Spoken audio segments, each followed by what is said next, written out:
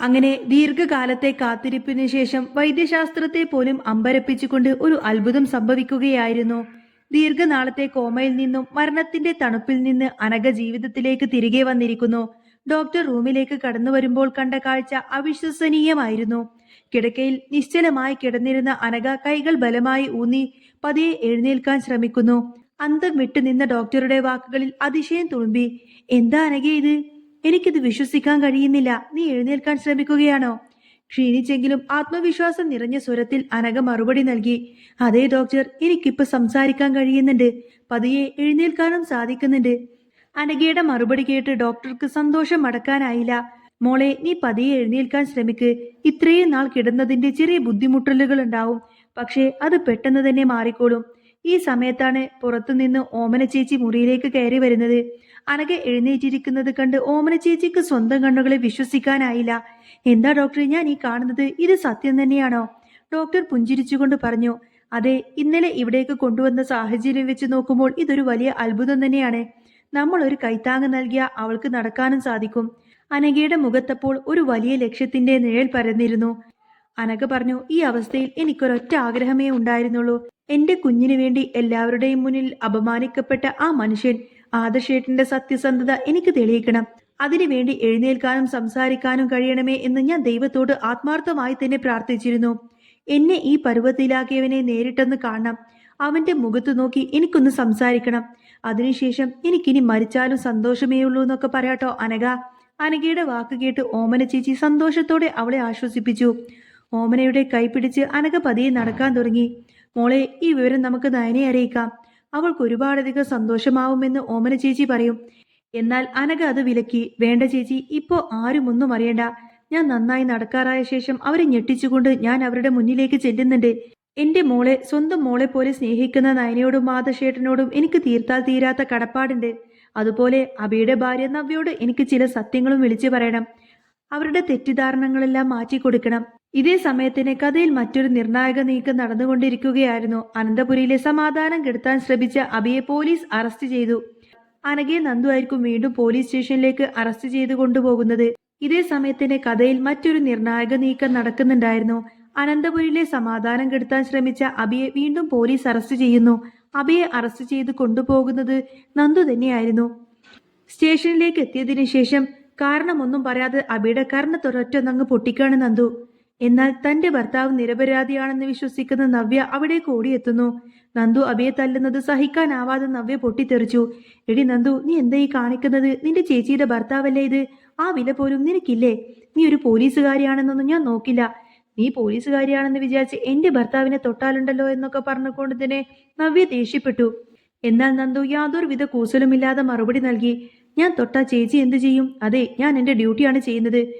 സ്വന്തം അനിയത്തിയെ നയനേച്ചിയെ കൊല്ലാൻ വേണ്ടി പാമ്പിനെ കൊണ്ടുവന്ന ക്രൂരനാവിനിവൻ. ഇവനെ പോലൊരു ക്രിമിനലിനെ ജാമ്യത്തിൽ വിടാൻ എനിക്ക് ഏതായാലും കഴിയില്ല. ചേച്ചി, ഇവൻ ചെയ്ത ക്രൂരതകളൊന്നും ചേച്ചിക്ക് അറിയാഞ്ഞിട്ടാണ്.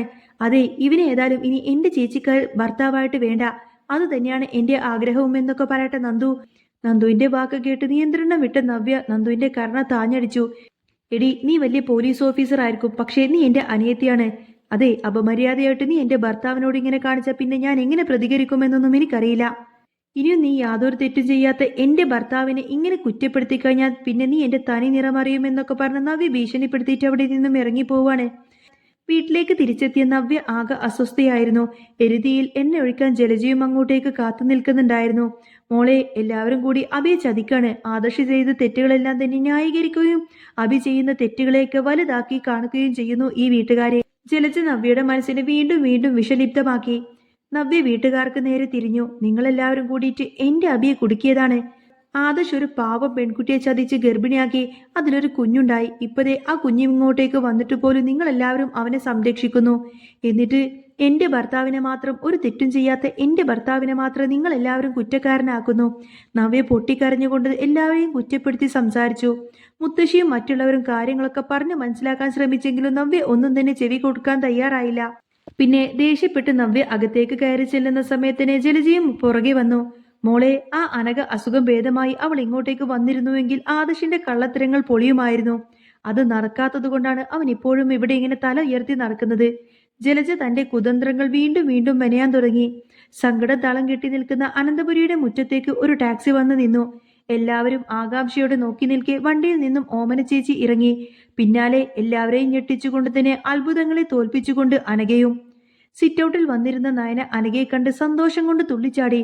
മുത്തശ്ശി, ദേ നോക്കിക്കേ, ആരാ വന്നിരിക്കുന്നതെന്ന്. അനഘ എഴുന്നേറ്റു.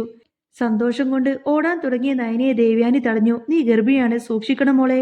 മുകളിലെ ടെറസിൽ നിന്നും ഈ കാഴ്ച കണ്ട് ജലജയുടെ ഉള്ളൊന്ന് കാളി. അനഘ എഴുന്നേറ്റു. ഇനി ആദർശിന്റെ കാര്യം പോക്ക എന്ന് ജലജ കരുതി. എന്നാൽ സത്യം മറ്റൊന്നായിരുന്നു. അനഘയെ കണ്ട് വീട്ടുകാർക്കെല്ലാവർക്കും സന്തോഷവും അത്ഭുതവും ഉണ്ടായി. മുത്തശ്ശി വിശേഷങ്ങളൊക്കെ തിരക്കി. എന്നാൽ അധികം വൈകാതെ തന്നെ നവ്യ അങ്ങോട്ടേക്ക് കടന്നു വന്നു. അനഘയെ കണ്ടതോടുകൂടെ തന്നെ നവ്യയുടെ നിയന്ത്രണം വിട്ടു. എടി, നിന്റെ കൊച്ചിനെ കൊണ്ട് എന്റെ ജീവിതം തകർക്കാൻ നോക്കിയത് പോരാഞ്ഞിട്ട് നീയും ഇങ്ങോട്ടേക്ക് കെട്ടിയെടുത്തോ? നിന്റെ മകൾക്കിപ്പോ ഇവിടെ രാജയോഗമല്ലേ? എന്റെ അനിയത്തിയുടെ വയറ്റിലിപ്പോ ഒരു കുഞ്ഞുണ്ട്. അതുകൊണ്ട് നിന്റെ മകൾ ഇവിടെ അധിക പറ്റാണ്. അവളെയും കൊണ്ട് നീ ഇപ്പൊ തന്നെ ഇവിടെ നിന്നും ഇറങ്ങിപ്പോകണമെന്ന് നവ്യ ആക്രോശിച്ചു. അനഘ ശാന്തമായി നവ്യയെ നോക്കി. ഇതാരാ? അബിയുടെ ഭാര്യയല്ലേ? നവ്യയുടെ ദേഷ്യം കൂടി. എന്റെ ഭർത്താവിനെ കുറിച്ച് ഒരു അക്ഷരം പോലും നീ മിണ്ടിപ്പോവരുത്. എല്ലാവരും കൂട്ടിയിട്ട് അവൻ എങ്ങ് ജയിലിലാക്കിയില്ലേ? അന്നേരം അനഘ പുച്ഛത്തോടെ ചിരിച്ചു. ഓ, അപ്പോ അവനെ പോലീസ് കൊണ്ടുപോയോ? അതേതായാലും നന്നായി. അവൻ ഇനി പുറലോകം കാണാൻ പാടില്ലാത്തവനാണ്. ഇത് കേട്ട് നവ്യ അനഘക്ക് നേരെ തിരിഞ്ഞു. നീ ആരടി അങ്ങനെയൊക്കെ പറയാൻ? നിന്നെ ചതിച്ച ആദർശിനെ കുറിച്ച് നീ കുറ്റം പറ, അല്ലാതെ എന്റെ ഭർത്താവിനെ കുറ്റപ്പെടുത്താനോ നീ ആരടി എന്നൊക്കെ ചോദിച്ചുകൊണ്ട് തന്നെ നവ്യ ദേഷ്യപ്പെട്ട് അനഘയുടെ അടുത്തേക്ക് വരൂ. എന്നാൽ ഇനിയാണ് സത്യം പുറത്തു വരേണ്ടതെന്ന് അനഘ തീരുമാനിച്ചു. അവൾ ഉറച്ച ശബ്ദത്തിൽ പറഞ്ഞു. എന്നെ ചതിച്ചവനെ കുറിച്ച് തന്നെയാണ് ഞാൻ പറഞ്ഞത്. ആദർശേട്ടനല്ല, നിന്റെ ഭർത്താവ് അബി. ആ ഫ്രോഡാണ് എന്നെ ചതിച്ചത്. എനിക്ക് വിവാഹ വാഗ്ദാനം തന്നിട്ട് എന്നെ ഗർഭിണിയാക്കി. എന്നെ ചതിച്ച് എനിക്കൊരു കുഞ്ഞുണ്ടായി. ആ കുഞ്ഞാണ് ചന്തുമോള്.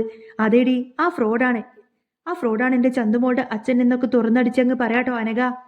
എന്നാൽ അനഘ ഈ ഒരു സത്യം വെളിപ്പെടുത്തുന്നതോടുകൂടെ തന്നെ ഒരു നിമിഷം അനന്തപുരി തന്നെ അങ്ങ് നിശബ്ദമായി. നവ്യ ഞെട്ടിത്തരിച്ചുപോയി. എന്താ നീ പറഞ്ഞത്? അനഘ തുടർന്നു. അതെ, അബിയാണ് എന്റെ കുഞ്ഞിന്റെ അച്ഛൻ. ആദർശേട്ടൻ ഒരു തെറ്റും ചെയ്തിട്ടില്ല. നിന്റെയും നിന്റെ വയറ്റിൽ വളർന്ന കുഞ്ഞിന്റെയും ജീവിതം തകരുത് എന്ന് കരുതി ആ പാവം സ്വന്തം തലയിൽ ഏറ്റെടുത്ത ദൈവമാണ് ആദർശേട്ടൻ. ഇത്രയും നാൾ ഞാൻ കിടക്കയിൽ കിടന്ന് പ്രാർത്ഥിച്ചത് ഈ സത്യം ലോകത്തോട് വിളിച്ചു പറയാൻ എനിക്കൊരു അവസരം തരണേ എന്ന് മാത്രാണ്. അങ്ങനെ അനഘ സത്യമെല്ലാം തന്നെ തുറന്നു പറയുന്ന സമയത്തിന് ഒട്ടും തന്നെ വിശ്വസിക്കാൻ കഴിയുന്നില്ലട്ടോ നവ്യക്ക്. നവ്യ പറഞ്ഞത്, ഇല്ല, ഞാൻ ഇതൊരിക്കലും വിശ്വസിക്കില്ല. നിങ്ങളെല്ലാവരും കൂടിയിട്ട് ചേർന്ന് എന്നെ പറ്റിക്കുവാണ് എന്നൊക്കെ ഒരു ഭ്രാന്തിയായി അലറിക്കൊണ്ട് തന്നെ കരഞ്ഞു വിളിച്ചുകൊണ്ട് പറയാണ് നവ്യ. അനഘ പറഞ്ഞിട്ട്, നിന്നോട് നുണ പറയേണ്ട ആവശ്യമൊന്നും എനിക്കില്ല നവ്യേ. എന്റെ മകൾക്ക് സ്വന്തം അച്ഛൻ ആ വൃത്തികെട്ടവനാണെന്ന് അറിയുന്നതിലും ഭേദം ആദർശേട്ടനെ പോലൊരു നല്ല മനുഷ്യൻ അച്ഛൻ എന്ന് പറയുന്നത് തന്നെയാണ്. പക്ഷേ സത്യം മറച്ചു വെക്കാനൊന്നും കഴിയില്ലല്ലോ. ഇത് കേട്ട് ജലജ ഒന്നും മിണ്ടാതെ സ്തബ്ധനായി നിന്നുപോയി. ആദർശിനെ താൻ എത്രമാത്രം ദ്രോഹിച്ചിരുന്നു എന്ന് അവർക്ക് ബോധ്യപ്പെട്ടു. സത്യം ബോധ്യപ്പെടുത്താനായി DNA ടെസ്റ്റ് റിസൾട്ട് അനഘ എല്ലാവർക്കുമായി കൈമാറി. അത് കണ്ടതോടുകൂടി തന്നെ നവ്യയുടെ സമനില തെറ്റുന്ന അവസ്ഥയിലായിരുന്നു. സത്യങ്ങളെല്ലാം വെളിപ്പെടുത്തിയതോടുകൂടി തന്നെ അനഘ അവിടെ നിന്നും മടങ്ങിപ്പോവാൻ ഒരുങ്ങി. എന്നാൽ മുത്തശ്ശൻ അവളെ തടഞ്ഞു. മോളെ, നീ എങ്ങോട്ടും പോകുന്നില്ല. നിന്റെ ജീവന് ഭീഷണിയുണ്ട്. മാത്രമല്ല, അനന്തപുരിയിലെ കൊച്ചുമോൻ കാരണം നിനക്കുണ്ടായ ചീത്തപ്പേര് മാറണം. നീയും കുഞ്ഞും ഇവിടെ തന്നെ നിൽക്കും. നിങ്ങൾ എവിടെ നിന്നും എങ്ങോട്ടേക്കും പോവണ്ട എന്നൊക്കെ പറഞ്ഞ് മുത്തശ്ശൻ അനഘയെ നിർബന്ധിച്ചുകൊണ്ട് തന്നെ അനന്തപുരി വീട്ടിൽ തന്നെ താമസിപ്പിക്കുകയാണ്. വൈകാതെ ജാമ്യത്തിൽ ഇറങ്ങിയ അബി വീട്ടിലെത്തി. വീട്ടിലേക്ക് എത്തിയ ഉടനെ തന്നെ അനന്തപുരി തറവാട്ടിൽ ചന്തുമോളെയും അനഘയും കണ്ടതോടുകൂടി തന്നെ അബി ആകെ ഞെട്ടിപ്പോവാണ്. പക്ഷേ അബിക്ക് അങ്ങോട്ടേക്ക് വരാൻ പോലും സ്ഥാനമുണ്ടായിരുന്നില്ല. അബി അനന്തപുരി വീട്ടിലേക്ക് വരുന്നതും കണ്ടുകൊണ്ട് തന്നെ മുത്തശ്ശൻ അവനെ പടിക്ക് പുറത്തു നിർത്തി. ഇത്രയും നീചമായ പ്രവൃത്തികൾ ചെയ്ത് നിനക്കിനി ഈ വീട്ടിൽ സ്ഥാനമില്ല. അനന്തപുരിക്ക് പുറത്താണ് ഇനി നിന്റെ സ്ഥാനം. അബിയെ വീട്ടിൽ നിന്നും എന്നേക്കുമായി ഇറക്കി വിട്ടുകൊണ്ട് തന്നെ ആദർശന്റെ നിരപരാധിത്വം തെളിയിക്കപ്പെട്ട ആ നിമിഷം ധർമ്മം ജയിച്ചു. അനഘയുടെ വാക്കുകളിൽ തന്നെ ആദർശിന്റെ ത്യാഗത്തിലൂടെ ഒരു കുടുംബം മുഴുവൻ സത്യത്തിന്റെ വെളിച്ചത്തിലേക്ക് തിരിച്ചെത്തുകയായിരുന്നു. എന്നാൽ മുത്തശ്ശൻ അബിയെ അവിടെ നിന്നും ആട്ടിപ്പായിച്ചതോടുകൂടെ തന്നെ ഒത്താശയുമായിട്ട് അങ്ങോട്ടേക്ക് വരാണ് ജലജ. അച്ഛാ, ദയവ് ചെയ്ത് എന്റെ മകനെ എവിടെ നിന്നും പുറത്താക്കരുത്. അങ്ങനെ ജലജ കെഞ്ചിക്കേണ് അപേക്ഷിക്കുന്നുണ്ടെങ്കിൽ പോലും മുത്തശ്ശൻ അവസാനത്താക്കിയതുപോലെ ജലജയോട് പറയുന്നുണ്ട്. ഇനിയും നീ നിന്റെ മകനെ ഇങ്ങനെ സപ്പോർട്ട് ചെയ്യാനാണ് നിന്റെ ഭാവമെങ്കിൽ നിന്റെ സ്ഥാനവും ഈ പടിക്ക് പുറത്തായിരിക്കും. മര്യാദക്ക് അടങ്ങി ഒതുങ്ങി നീ ഇവിടെ നിൽക്കുകയാണെങ്കിൽ മാത്രം നീ ഇവിടെ നിന്നാ മതി, അല്ലെങ്കിൽ നീയും കടക്ക് പുറത്ത് എന്നിങ്ങനെ മുത്തശ്ശൻ പറയുന്ന സമയത്ത് തന്നെ മറ്റു വഴിയൊന്നുമില്ലാതെ ജലജ ആകങ്ങ് ഒതുങ്ങിപ്പോവാണ്. ഏതായാലും മുത്തശ്ശൻ അവിടെ നിന്നും അബിയെ പുറത്താക്കിയത് കൊണ്ട് തന്നെ ഒട്ടും തന്നെ സഹിക്കാൻ കഴിയാതെ തേങ്ങി കരയുന്ന ജലജയെ കാണിച്ചുകൊണ്ടാണ് കേട്ടോ എപ്പിസോഡ് പൂർണ്ണമാവുന്നത്. അപ്പോൾ നിങ്ങൾക്ക് ഈ ഒരു ചാനൽ ഇഷ്ടമാവുകയാണെങ്കിൽ സബ്സ്ക്രൈബ് ചെയ്യാനും സപ്പോർട്ട് ചെയ്യാനൊന്നും മറക്കല്ലേ.